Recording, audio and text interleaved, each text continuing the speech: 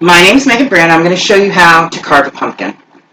I have some real pumpkins here that I got from the grocery store, but you can also get real pumpkins at your local farm stand, or you can get it at your pick your own place.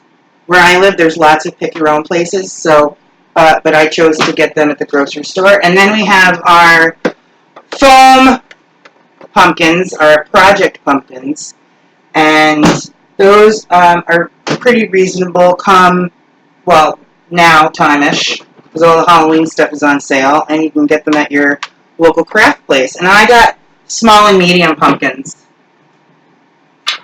So what you need is a knife, a good spoon for scooping. You're going to need something to take out all of the guts on the inside besides your spoon to get it like really nice and clean. I like using this butter or chocolate curler. I found it at a yard sale. It's one of my favorite carving tools. Also, I use an old vegetable peeler. I used my vegetable peeler on this pumpkin right here in the front for the teeth. And then I used the pith part right here, this part on the top, to scrape around on the inside so that I had dimension in there.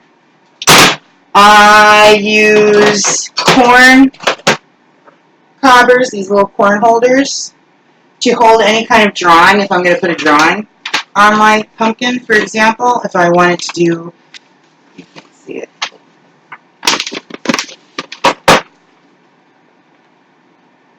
do something like that, you put it on here, and instead of taping it and getting frustrated because your wet pumpkin won't hold the tape, you use these corn skewers, and it will stick right in, and then everybody's safe. We like being safe.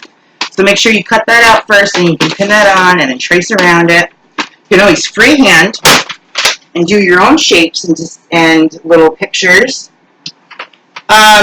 This is what I did for that. I freehanded this one, and then on this project pumpkin, I took a stencil and I freehanded Tinkerbell.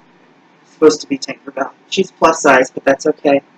And then I used my little router with my fancy little drill, and all you do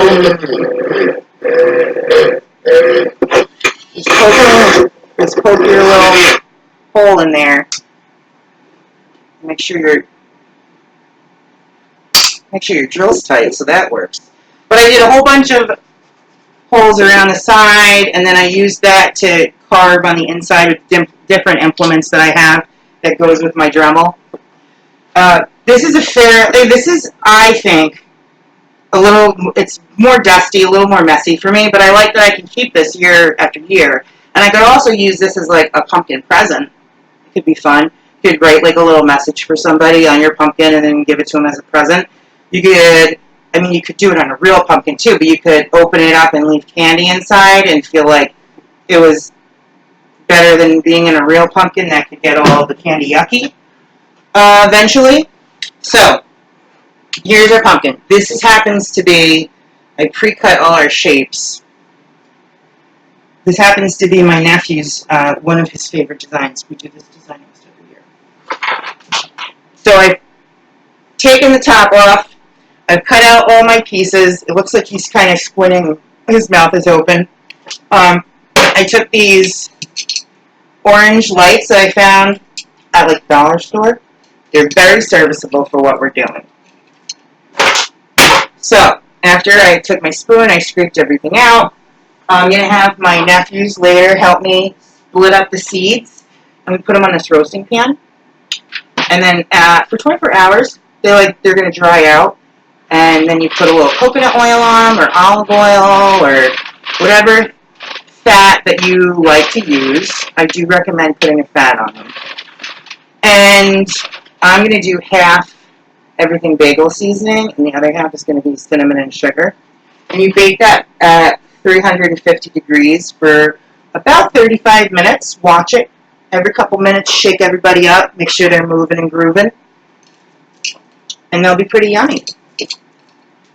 Okay, so I'm going to show you. We have this cord. You're going to light this up. Oh, light that up, and then you're going to take some of your guts. Some of you, I think, you know what I'm doing, right? You take some of your guts and you put it out on the inside. This is why we have dollar store lights, because it's okay if they get nasty. And we take the guts and we make it look like the pumpkin's throwing up. It's not hard to imagine, right? Oh yeah, that's the good stuff. He put his little hat back on. He's cute. You can also get these fake tea light candles.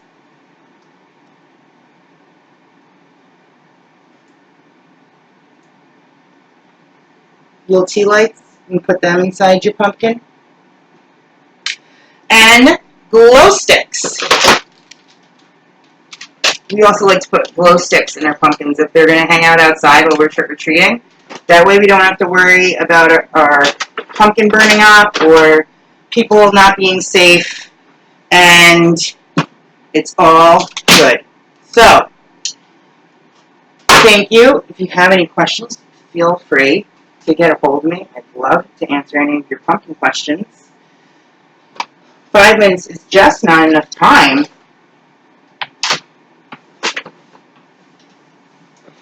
So thank you very much, and I hope that you have fun carving.